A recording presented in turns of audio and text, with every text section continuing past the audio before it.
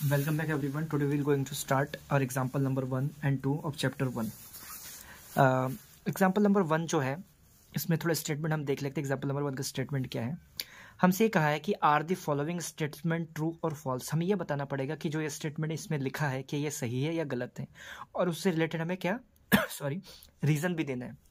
Reason मतलब अगर ये ट्रू है तो क्यों ट्रू है, अगर ये फॉल्स है तो किस रीज़न से ये फॉल्स आप कह रहे हो. तो चलिए पहला पार्ट पढ़ते हैं. इसमें लिखा है every whole number is a natural number. क्या सारे के सारे होल नंबर क्या एक नेचुरल नंबर होते हैं? आपसे मैंने अभी कहा था कि सारे के सारे whole number, every whole number is a natural number. बोले false, because zero is a whole number but not a natural number.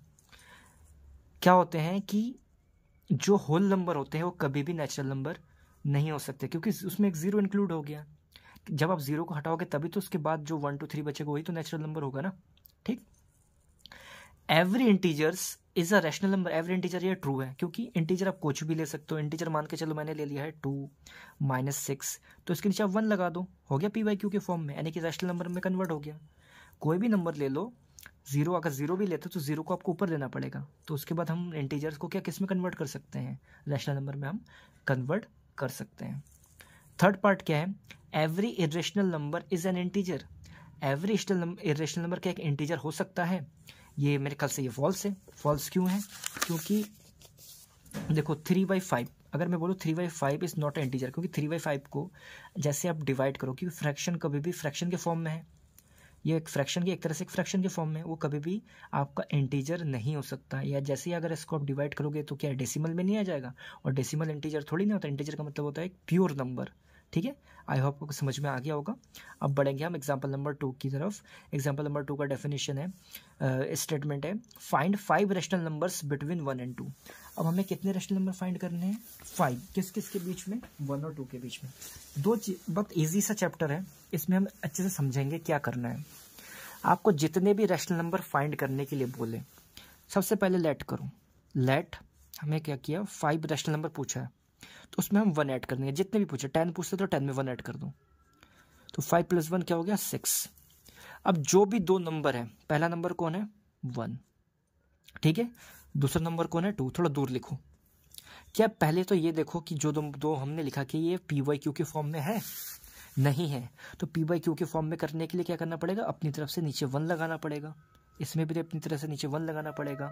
ठीक ना.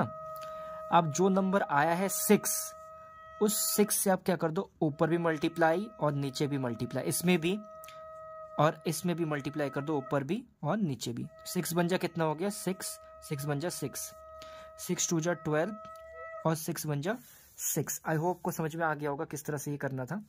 अब मैं देखूंगा कि 6 ये हमने कर दिया. अब हमें देखना है स्टार्टिंग का नंबर 6 है और लास्ट का नंबर 12 है, तो 6 के बाद कौन सा नंबर आता है, 7, और डिनोमिनेटर सेम टू सेम है तो नीचे लिखो.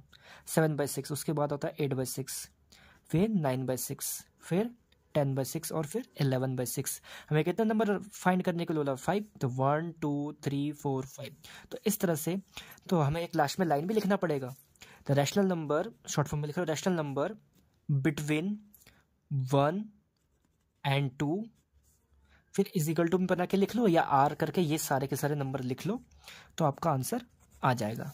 आई होप आपको समझ में आ गया किस तरह से हम रैशनल नंबर फाइंड करेंगे. आपको कितना भी रैशनल नंबर फाइंड करने के लिए बोला, आपको क्या करना है, 5 फाइंड करने के लिए बोला तो हमने क्या किया था, 5 में 1 ऐड कर दो, जो भी आएगा. तो सबसे पहले तो गिवन नंबर देखो क्या फ्रैक्शन वो रैशनल नंबर के फॉर्म में है.